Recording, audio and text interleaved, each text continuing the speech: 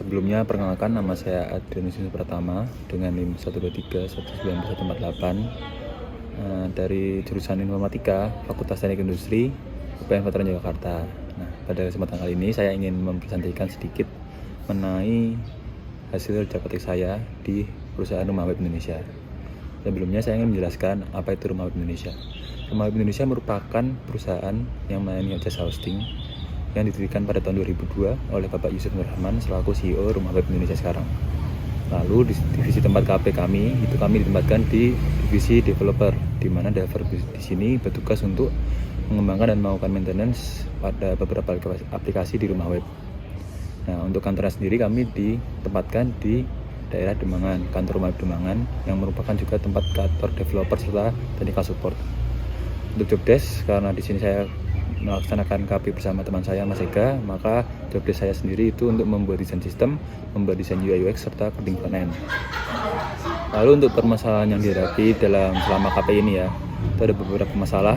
Yang pertama itu ada beberapa fitur yang ingin kami implementasikan, tapi tidak sesuai dengan harapan dari pihak rumah web, karena tidak adanya konfirmasi antara kami serta harapan rumah web. Nah, untuk itu sendiri solusinya adalah dengan melakukan revisi terhadap fitur tersebut dan mengonfirmasi kembali fitur-fitur yang telah kami buat kepada pihak rumah web agar sesuai dengan yang diharapkan.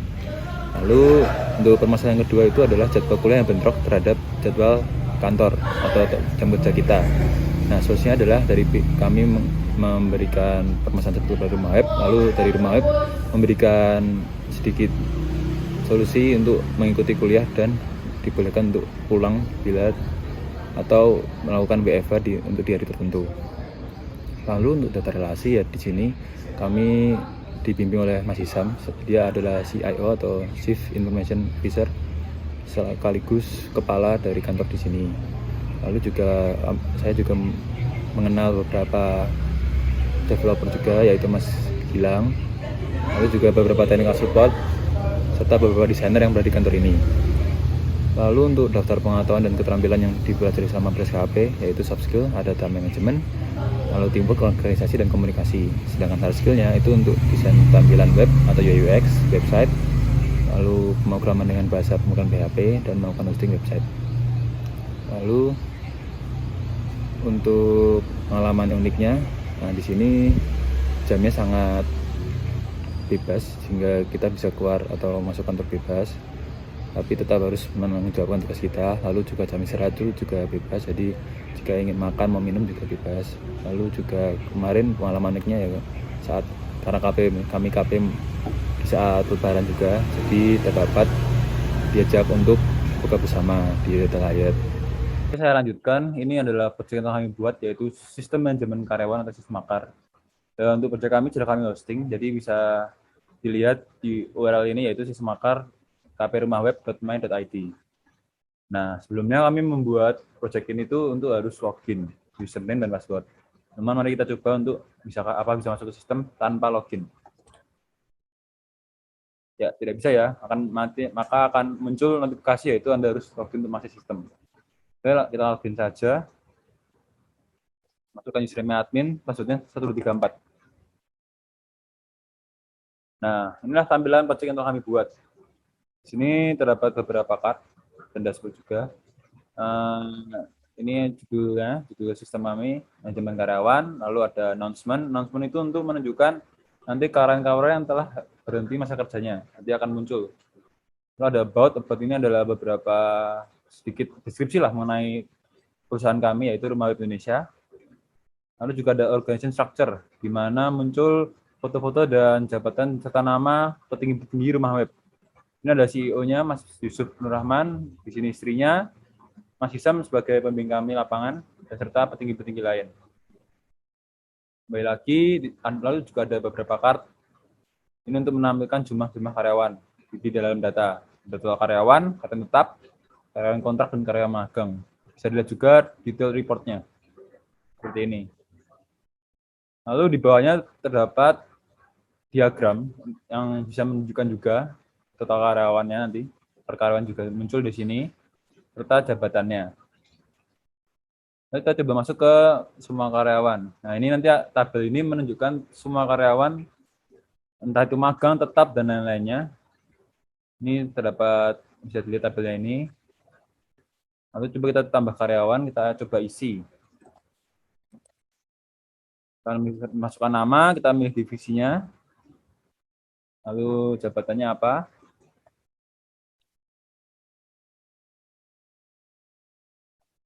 Lalu kita tipe karyawannya kita pilih tetap, kontrak, atau magang. Kita pilih tetap. Tanggal masuk.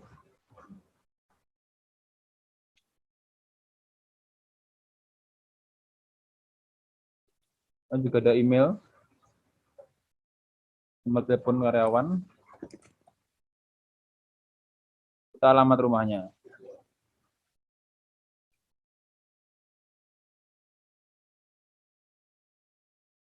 Tapi jenis kelamin, status karirnya mau aktif tidak aktif, kita juga bisa memilih. Kita bisa memilih foto.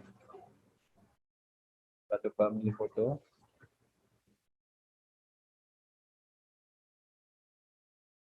Pakai foto seadanya saja. Kita submit. Nah, nanti bisa terlihat bahwa terdapat karyawan ditampilkan di semua karyawan itu ada karyawan yang aktif dan tidak aktif. Ini tadi yang sudah kita buat, sudah masuk ya. Nanti kita bisa ke detail karyawannya. Nanti akan muncul foto. Jadi kita memakai foto seadanya. Lalu deskripsinya, detailnya karyawannya sesuai. Kita bisa melihat log activity-nya. Ini admin itu terbuat ini ya, membuat karyawan bernama Adrian Wisnu. Lalu kita bisa mengedit karyawannya, seluruh informasi bisa diedit. Kita bisa turunkan juga ke tidak aktif, mau mengganti foto juga bisa, jadi tidak aktif. Lalu sama dengan kegiatan kontrak atau magang, jadi kita bisa menambahkan karyawan sesuai dengan divisinya.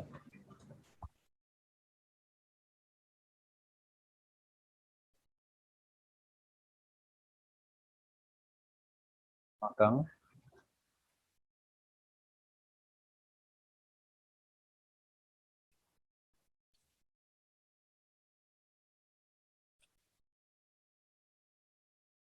nah,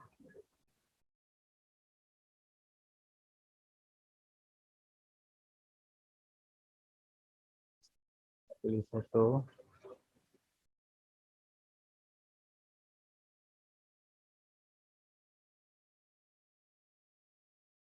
misalnya ini.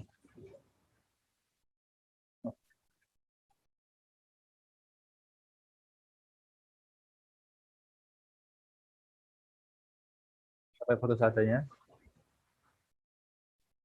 Sudah tambah ya di karyawan magang. Jadi kalau kita kembali, nanti akan muncul karyawan magangnya ada satu, tetapnya tadi karena kita tidak aktifkan tidak muncul. Jadi kalau kita ingin munculkan, kita harus mengaktifkan dulu.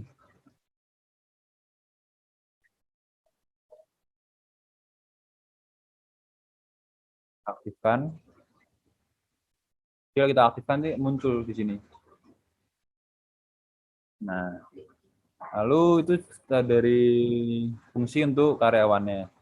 Lalu kita kalau maju ke fungsi admin, kita bisa mengedit profil admin dengan masukkan password barunya. Username juga bisa ganti. Lalu kita bisa melihat log activity admin. Nah, di sini akan muncul log activity admin yang telah dilakukan oleh admin itu sendiri. Nih, tadi kita mengaktifkan karyawan terakhir itu ya, yang ada di Wisnu. Kita membuat karyawan Jondo, membuat karyawan ini juga. Lalu untuk kalau divisi juga bisa melihat bahwa kita tuh mau membuat divisi baru atau gimana. Jadi nanti akan muncul ke jenis-jenis divisi karyawan tadi. Nah, di sini tadi saya cuma mengaktifkan divisi developer saja. Kita bisa mengaktifkan atau memunculkan divisi Network Operation Center. Maka jika divisi itu diaktifkan, bila kita nanti menambah divisi atau mengedit divisi pada karyawan tertentu, itu akan muncul divisi lain. Nah, nih, dia hanya developer saja, sekarang sudah tambah. Dan juga fungsi terakhir itu ya dulu logout.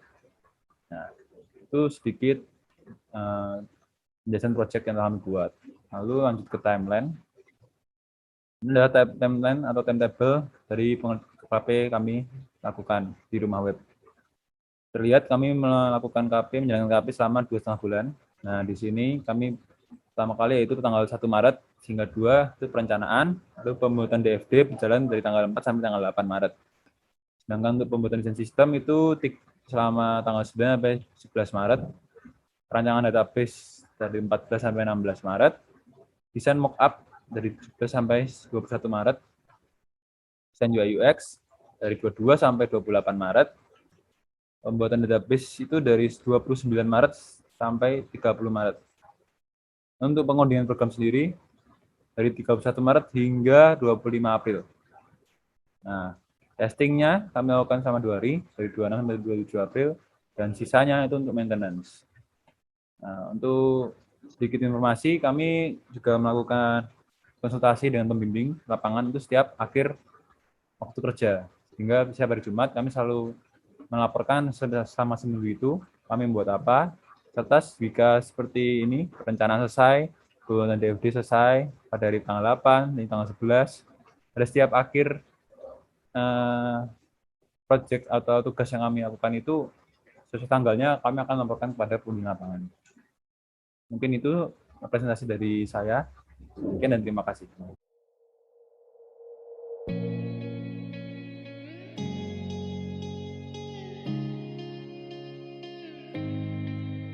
I'm messed up in the worst way. Don't feel like I could take on the world and make it better. What good could I do if it's not with you? Why does it hit me the hardest when I'm off my game? When I'm feeling strange?